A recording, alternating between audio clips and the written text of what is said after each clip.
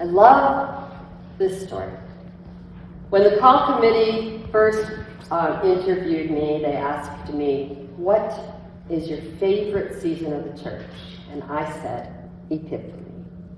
Therefore, since the day of Epiphany is tomorrow, I had no choice but to shoehorn the reading into today. I love this story. It is relatable. It's about three friends, colleagues, mystics, magi, definitely scientists, taking a trip. The destination is a holy event. The birth of a baby, always a holy event. They're taking gifts. Of course they're taking gifts. They're guided by the stars, the original GPS. An angel makes an appearance and gives them a heads up about danger that would cross their path if they do not take another way home. They see Jesus, a.k.a. Emmanuel, a.k.a. God with us, a.k.a. God with them. And they rethink their orders from King Herod. It was, after all, an unjust order from a vindictive tyrant, and they chose to defy him and not to report back with intel on Jesus. To go home by another way, and they were brave. It's not. I want to tell you a brief story as we get to know one another about taking another way home when my youngest son was learning to drive at age 15. We had gone down to Florida, he and I, for spring break, and he was practicing his time at the wheel, and I was enjoying not having to drive the whole way. On the way back, we got into a traffic jam on I-75, unlike any I had ever been in. It was so thick, people shut off their cars and got out. I said to him, we could take this next exit, and we could take the back roads. There are back roads that parallel the freeway through Georgia for a while, and your mom can read a map. And so we did that very thing. We got off, and the things that we saw on that part of our journey were so beautiful, so interesting, that it sparked conversation between Chase and I that sounded very differently than, how long are we going to sit in this traffic, right? We saw a family reunion in which a group of African-American men were playing a game of pool in their garage, and another one was playing an upright player piano in the driveway. We saw a front yard filled with tire swings in which somebody had spray painted each tire a different color, and every tire had a child in it. And so it goes all along the way. We made memories, and we were completely distracted from the ride we would have taken if we didn't take another way home. Interesting. When we got to the border of southern Ohio, it was pouring rain right then. It was a storm. Cracks of thunder, huge bolts of lightning. I've always enjoyed a good storm. I was fascinated, to be really honest. I forgot that my new driver might be intimidated by what he was driving through, but he was doing okay. So I didn't say anything. And suddenly, there was a crack of thunder, followed by a bolt of lightning that seemed like it would reach the top of the sanctuary. One of the most wicked bolts of thunder I'd ever seen, and I, in my excitement, said to him, Chase, that hit something. That hit a tree. That hit a building. We are going to read about what that hit in the papers this week. Just you wait. And he said to me, Mom, how about you take the wheel now? Did turn up in the papers. We did read about it. Turns out the lightning had hit something that used to exist in Ohio that locals called Touchdown Jesus. Maybe some of you have seen that, right? The statue of Jesus outside of Mega Church, 629 feet tall, and not only did it hit Jesus, it burned that statue to the ground. You better believe it was covered in the papers. And it was interesting to listen to the chatter afterwards, all of the theories of exactly what happened. You know how they go. God was so mad at us. God tried to prove a point.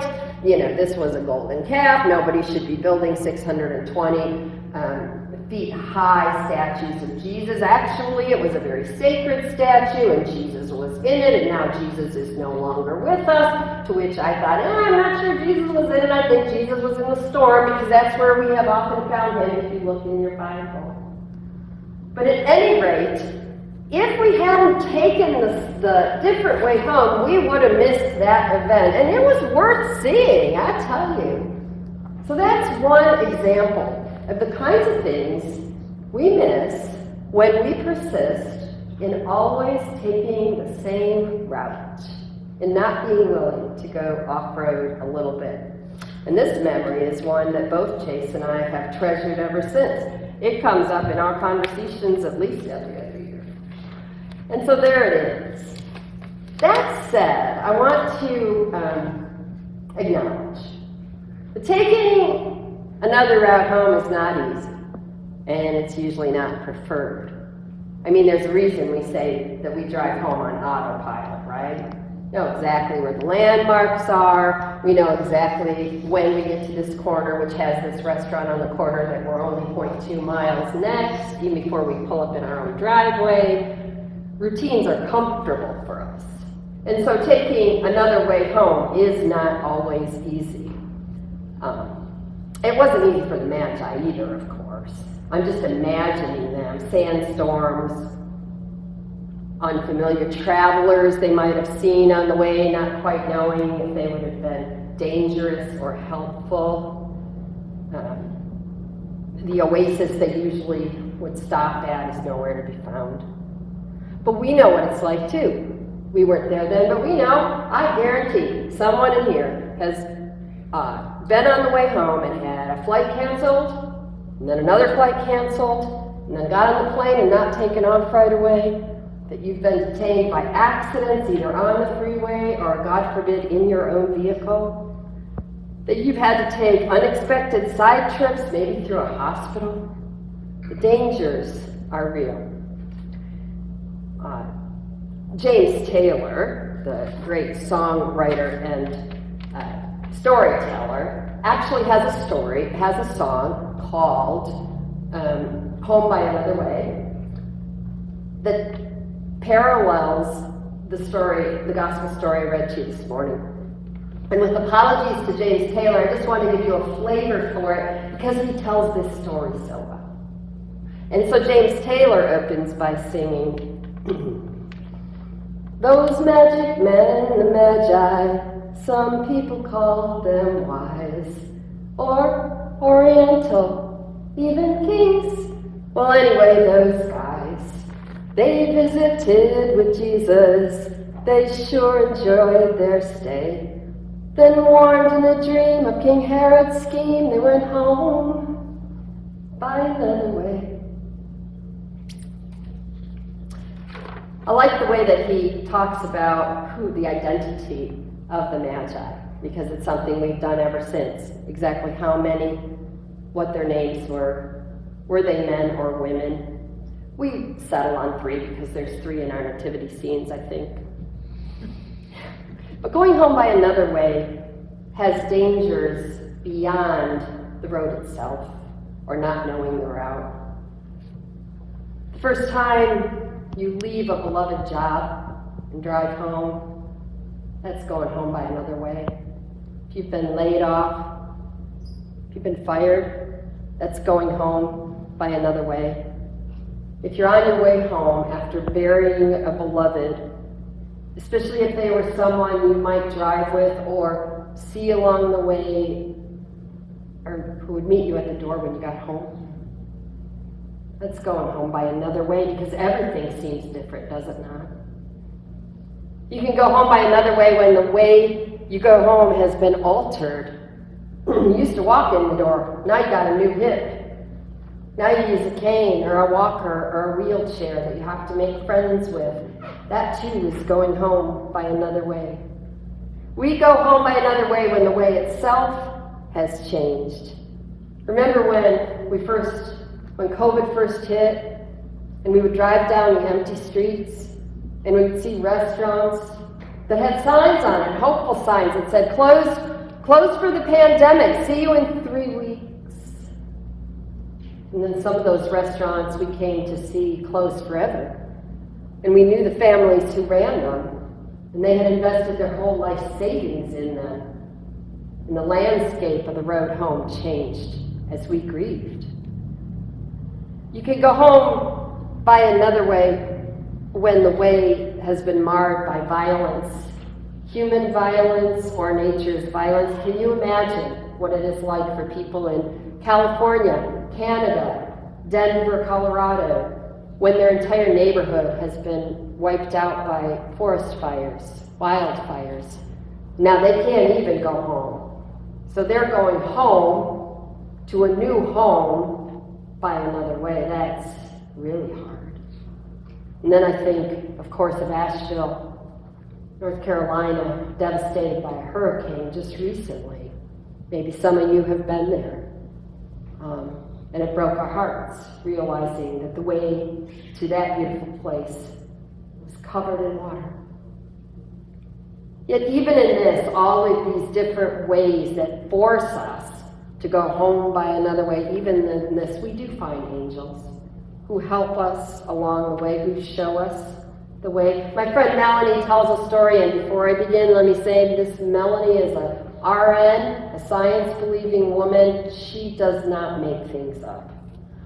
She was driving home, her children were sleeping in the back seat, just toddlers, and she had to go around a lake with no guardrails, and it was sheer ice on the road, and she couldn't see. There was no street light. And she prayed, God, just help me get these babies home. Just help me to see the edge of the road. And up in the distance, she says she saw someone with an old-fashioned lantern holding it by the curb. And she passed it, and she dared not look at the person to see if she knew them. But when she got through the danger, she looked in her rearview mirror. There was no light.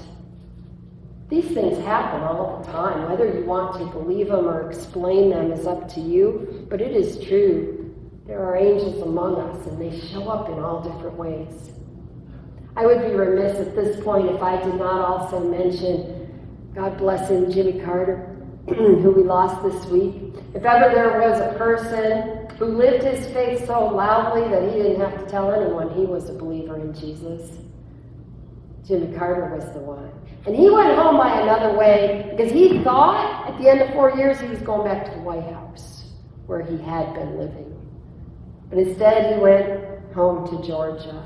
And because he went another way, because he did that, his legacy is that this new way enabled him to work, him and Rosalind, I might add, to work with 103,000 volunteers in 14 countries to build and renovate 4,331 homes and become the face of Habitat for Humanity.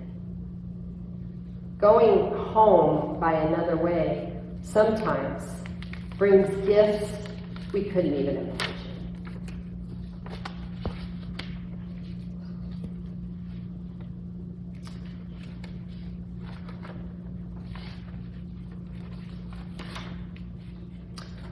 Returning to our gospel story now, the Magi did make it to see Jesus. We heard they paid homage with their gifts. We heard that they did not bow down and cooperate with King Herod. They took the angel up on the offer to travel another way home, and they did it after seeing God in the flesh. And so we can only imagine that after you see God in the flesh, you would be focused on God's guidance. And they may have avoided the traumas of narrowly escaping danger. But I want to say for just a moment something about the traumas, because we all have them, and we all have triggers. And thanks be to God, we're starting to talk a little bit more about mental health and about our triggers and give trigger warnings and be more sensitive to one another when we react in ways that other people may not understand. James Taylor even covers this concept of how a trauma can impact the way you see new people in your life. He sings, "Steer clear of royal welcomes, avoid a big to-do. A king who would slaughter the innocents will not cut a deal for you. He really, really wants those presents. He'll comb your camel's fur, till his boys announce they found trace amounts of your frankincense, gold, and myrrh." Right? And so he talks about the traumas that happen when we go to a new place and we remember people who have hurt us, and we meet new people and we think they might hurt us too.